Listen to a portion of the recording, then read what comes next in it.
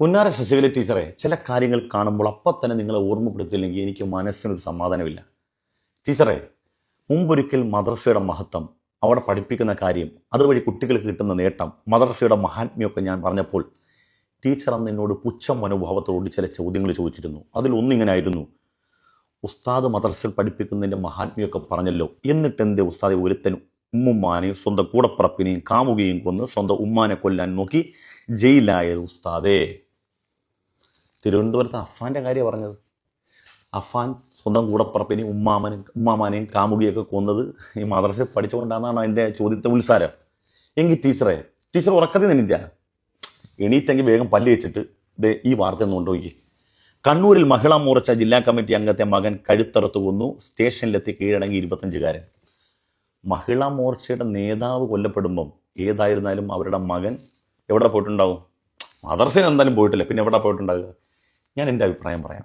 ഒരിക്കലും ഒരു വിദ്യാലയങ്ങളിലും ശാഖയാകട്ടെ എവിടെയും അമ്മേനെ കൊല്ലാനോ കള്ളു കുടിക്കാനോ പെണ്ണ് പിടിക്കാനോ പീഡിപ്പിക്കാനോ പഠിപ്പിക്കുന്നില്ല എന്നുള്ളതാണ് എൻ്റെ അഭിപ്രായം.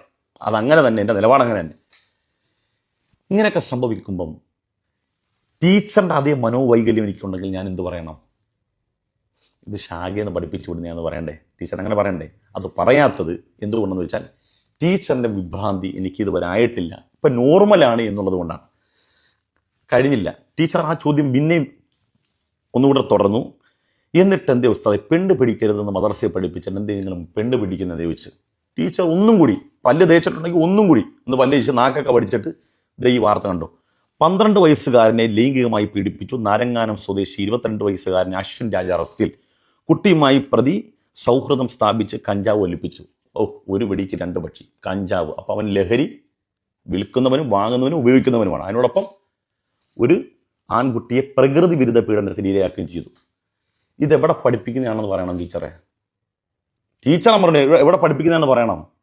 ഞങ്ങളങ്ങനെ പറയാത്തത് ഞങ്ങൾക്ക് നിങ്ങളെപ്പോലത്തെ മാനസിക വിഭ്രാന്തി ആകാത്തത് കൊണ്ടാണ്. അത് മനസ്സിലാക്കണം. ഇനി ടീച്ചർ പറഞ്ഞ സത്യം തന്നെയാണ്. ചില മദ്രസയെ പഠിപ്പിച്ചവന്മാർ കാണിക്കുന്ന കഴിവെടുത്തൽ എന്തൊക്കെയാണ്? ഇന്ന് മദ്രസയെ പഠിക്കുന്ന ഒരുത്തൻ തോന്നിയാസം നോക്കി. ഇന്നലത്തെ വാർത്തയാണ്. ക്ഷേത്രത്തിലെ നിലവിളക്ക് മോഷണം, ശാന്തിക്കാരൻ അറസ്റ്റിൽ. മദ്രസയിൽ 7ാം ക്ലാസ് വരെ പഠിച്ചിട്ട് അതിൻ്റെ സർട്ടിഫിക്കറ്റും മേടിച്ച് പോയവനാണ്. അവരെ തലേ തൊപ്പി ഉണ്ടെന്ന് നോക്കിയാൽ അടിച്ചവനെ നോക്ക്, തലേ തൊപ്പി ഇടാതെ. ഈ ശാന്തിക്കാരൻ തലേ തൊപ്പി ഇടാതെ ക്ഷേത്രത്തിൽ കയറി മോഷ്ടിച്ചെന്നാ പറഞ്ഞു. മദ്രസ 7ാം ക്ലാസ് വരെ ഊതിയതിൻ്റെ മഹത്വം കാണിക്കണ്ടേ? അതിൻ്റെ വില കാണിക്കണ്ടേ? മുസ്ലിങ്ങൾ മുഴുവനും നാണകേടില്ലേ? അടുത്തവൻ ക്ഷേത്ര വിഗ്രഹത്തിലെ മാല മോഷ്ടിച്ചു കോഴിക്കോട് പന്തിരാങ്കാവ് മഹാവിഷ്ണു ക്ഷേത്രത്തിലെ മേൽശാന്തി പിടിയിൽ. ആ മേൽശാന്തിനെ നോക്കി നന്നായിട്ട് നോക്കി, എന്നാലും സൂം ചെയ്ത് നോക്കി കണ്ട. അപ്പം മദ്രസയിൽ 10ാം ക്ലാസ് വരെ പഠിച്ചവനാ. എന്നിട്ട് അവൻ എന്ത് ചെയ്യാനായിട്ട് നോട്ട് ഓൺലി ബട്ട് ആൽസോ അവന്റെ മാനവികത.